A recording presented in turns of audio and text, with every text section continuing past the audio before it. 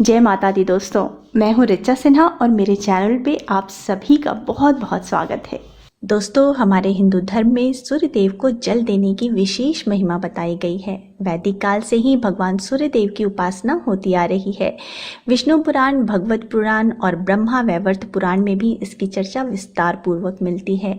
मान्यता है कि भगवान सूर्य देव की कृपा दृष्टि से रोग और शोक नष्ट हो जाते हैं। दरअसल सूर्य देव को प्रत्यक्ष देवता माना जाता है क्योंकि वो साक्षात दर्शन देते हैं। वहीं दूसरी ओर सूर्य ग्रह का हमारी कुंडली में भी बहुत विशेष महत्व होता है। ये कई महत्वपूर्ण चीजों के कारक ग्रह माने जाते हैं।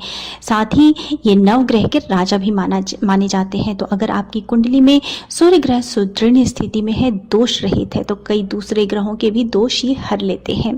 दोस्तों, सूर्य को जल देने के कई फायदे बताए गए हैं। मान्यता के अनुसार यदि आप पर सूर्य की कृपा है तो जीवन के हर काम आपके बन जाते हैं और सारी बाधाएं दूर हो जाती हैं। साथ ही धन प्राप्ति के योग भी बनते हैं। ग्रह दोष के नकारात्मक प्रभाव कम होते हैं और घर में सुख शांति का वातावरण होता है।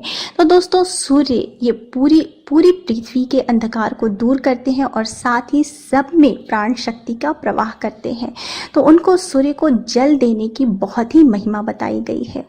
जिस जातक की कुंडली में सूर्य की स्थिति सही ना हो या उसका ताप अधिक हो तो उसे सूर्य को जल अर्पित करने की सलाह दी जाती है। लेकिन कई बार ऐसा होता है कि नियमित रूप से जल देने के बाद भी हमें अपेक्षित परिणाम नहीं मिलता। तो जब ऐसा होता है तो ऐसी हालत में हमारा विश्वास इन उपायों से उठ जाता है, जो कि किसी भी रूप में सही नहीं है। हो सकता है कि आप कुछ ऐसी गलतियां कर रहे हों या सही प्रकार से सही विधि से जल अर्पित ना कर रहे हों, जिसकी वजह से आपको इसका पूरा फल नहीं मिल रहा हो।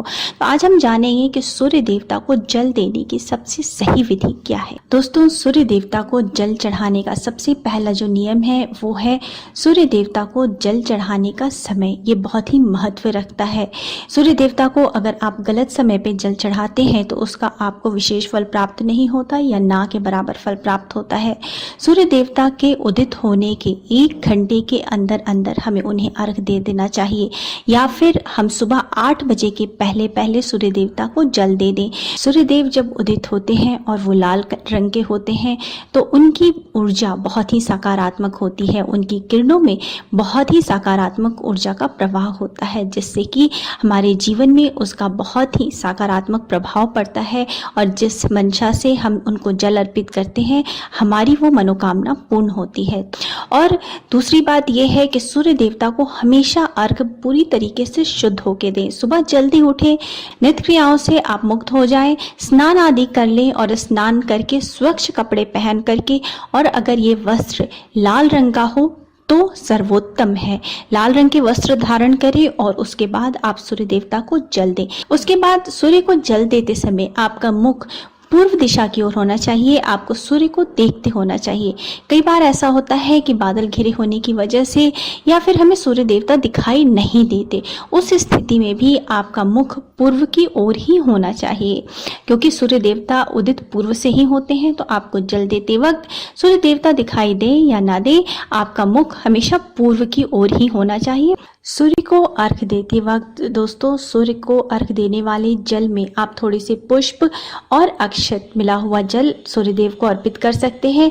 साथ ही अगर आप अर्घ वाले जल में थोड़ी सी मिश्री मिला लेते हैं तो दोस्तों, सूर्य को कहा जाता है कि मीठा जल अर्पित करने से कुंडली में मंगल दोष दूर होता है। अगर आपकी कुंडली में मंगल दोष है तो सूर्य को मीठा जल अर्पित करने से मंगल का भी उपचार होता है। और अगर आपकी कुंडली में मंगल शुभ स्थिति में है तो भी अगर आप सूर्य को मीठा जल अर्पित करते हैं तो मंगल की शुभता में वृद्धि होती है। तो सूर्य को जल देते वक्त अपने अर्घ वाले जल में थोड़ी सी मिश्री जरूर मिला लें। दोस्तों, सूर्य को जल हमेशा हमें तांबे के लोटे से देना चाहिए। कभी भी स्टील, प्लास्टिक या लोहे का बर्तन या लोटा हमें यूज नहीं करना चाहिए। अर्घ देते समय इस प्रकार से आपको अर्घ देना है कि आपके हाथ सिर के ऊपर होने चाहिए। ऐसा करने से सूर्य की सातों किरणें जल से छनकर आपके शरीर पर पड़ती हैं। सूर्य को जल देते वक्त आपको जो पानी की धार है वो धीरे धीरे गिरानी चाहिए और उस पानी की धार से आपको सूर्य देव के दर्शन करने चाहिए। साथ ही आपको सूर्य देव को जल देते हुए ओम सूर्याय नमः या ओम आदित्याय नमः या फिर ओम घृणी सूर्याय नमः मंत्र का जप करते रहना चाहिए।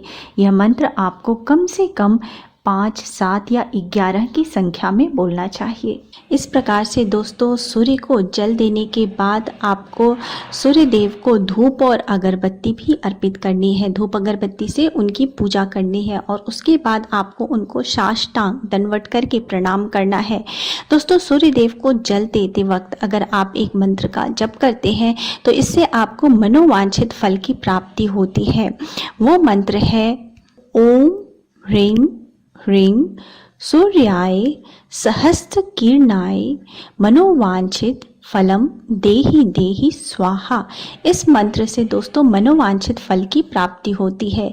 यह मंत्र आप 3 बार, 5 बार, 11 बार आप जप कर सकते हैं और इस मंत्र को पढ़ने के बाद और इसको पढ़ते हुए आपको जल देना है और उसके बाद सूर्य देव को आपको साष्टांग प्रणाम करना है। प्रणाम करने के बाद दोस्तों जिस जगह पे आपने खड़े हुए जल दिया है वहीं पर खड़े खड़े आपको 3 बार परिक्रमा करनी है। चारों ओर घूम के 3 बार आपको परिक्रमा करनी है उसी स्थान पे खड़े खड़े। परिक्रमा करने के बाद दोस्तों जो जल आपने दिया है उस जल में थोड़ा सा हाथ से उठा करके आपको दोनों आंखों पे लगाना है और उसको साथ ही आपको सर पे भी लगाना है। इस प्रकार से आपको सूर्य को जल देना है। दोस्तों इसके बाद आपको इस बात का विशेष ध्यान रखना है कि जो जल आपने सूर्य देव को अर्पित किया है वो जमीन पे भूमि पे गिरा है, वो कहीं बह करके नाली में तो नहीं जा रहा या फिर आपने ऐसी जगह तो जल नहीं दिया जिससे कि सारे दिन लोग उस पे से चल के जाएं या उसको लांग के जाएं। आपको जल देते वक्त भी कोई भी चमड़े का सामान शरीर पे आपके नहीं होना चाहिए, जैसे कि आपको चप्पल पहने हुए भी नहीं होना चाहिए। तो इन सब चीज़ों का आपको ध्यान रखना है। जल जमीन पर ना गिरे या फिर ऐसी जगह ना गिरे कि लोग उसको लांग के जाएं या उस पे से चढ़ के जाएं। इसके लिए आप जल देते वक्त नीचे में एक गमला या फिर कोई पात्र रख सकते हैं जिसका जल आप बाद में किसी भी पौधे में डाल दें। तो इन बातों का आपको विशेष ध्यान रखना है। इस प्रकार से दोस्तों अगर आप इन छोटी छोटी बातों का ध्यान रखते हुए सूर्य देव को प्रतिदिन श्रद्धापूर्वक जल अर्पित करते हैं तो आपके कुंडली से नवग्रहों के दोष भी दूर होते हैं, सूर्य की स्थिति सुदृढ़ होती है, मंगल दोष भी दूर होता है और आपको कई प्रकार के लाभ होते हैं जो मैंने आपको वीडियो में बताया है। उम्मीद है आपको मेरा आज का वीडियो पसंद आया होगा। अगर पसंद आया है तो लाइक कर दीजिए, फैमिली एंड फ्रेंड्स के साथ शेयर कर दीजिए और मेरे चैनल को सब्सक्राइब करना मत भूलिए। दोस्तों मिलते हैं अब नेक्स्ट वीडियो में। So thanks for now, bye bye.